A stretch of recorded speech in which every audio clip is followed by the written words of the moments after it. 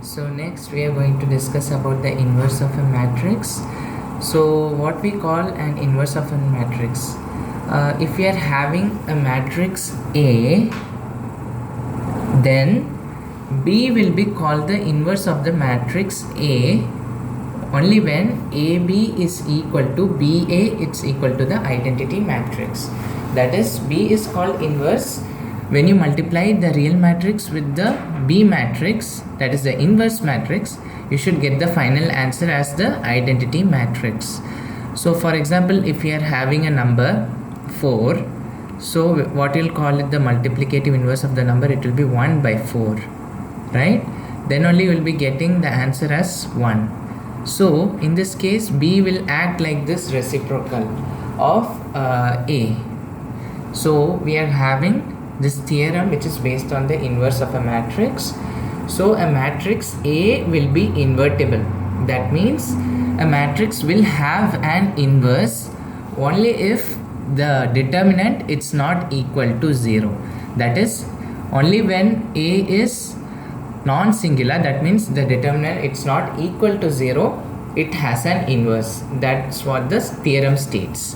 So first of all, we already in the previous video we would have seen A into adjoint A, it will be equal to adjoint A into A, and it will be equal to determinant of A times the identity matrix.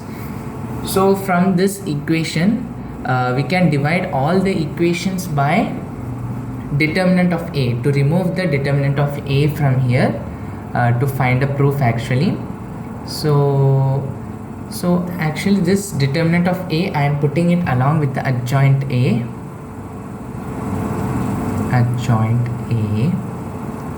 am dividing the whole thing by determinant of A, but I put it inside the bracket. And here also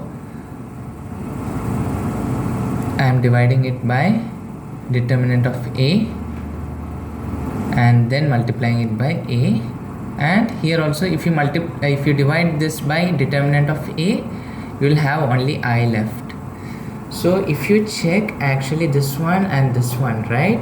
So here instead of A we are having A, but instead of B we are having this whole thing. And if you check this part, instead of B the same thing we are having here also. Instead of A we are having A, and instead of I we are having I.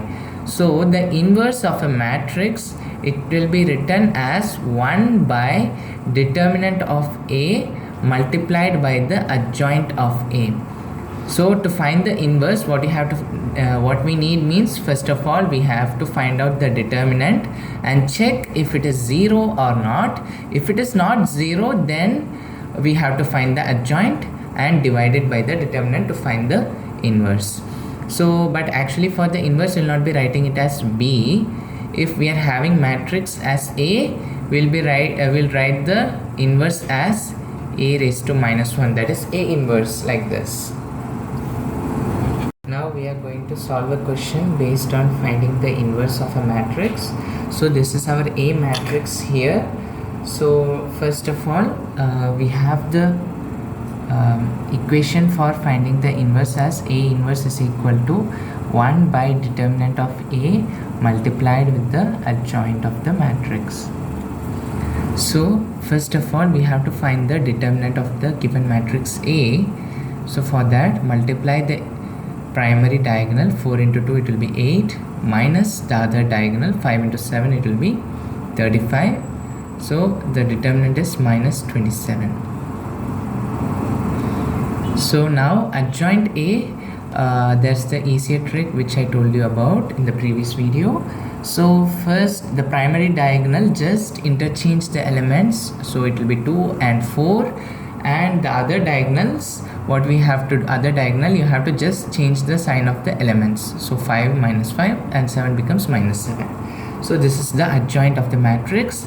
Now we have to find the inverse, right? Actually if you check the determinant, it's not equal to 0. This is actually a proof. If it is not equal to 0, then only we can proceed with the inverse. If it is not if it is 0, you cannot find the inverse.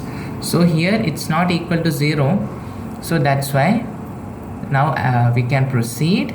A inverse, it should be equal to 1 by the determinant. So what is the determinant? Minus 27, and it should be multiplied by the adjoint of the matrix. 2 minus 7 minus 5 4.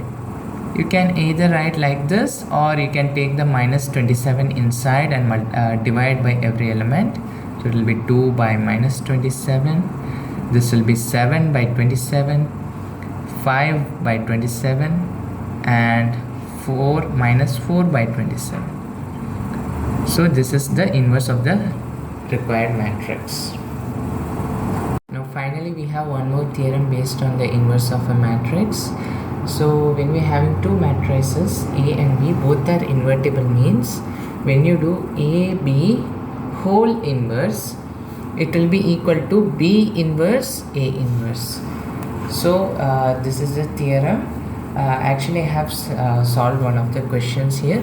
So this is the A matrix. So when you take the inverse, you'll get like this. First of all, you have to find the determinant, then adjoint, and then divide the adjoint by the determinant to get the inverse of the matrix.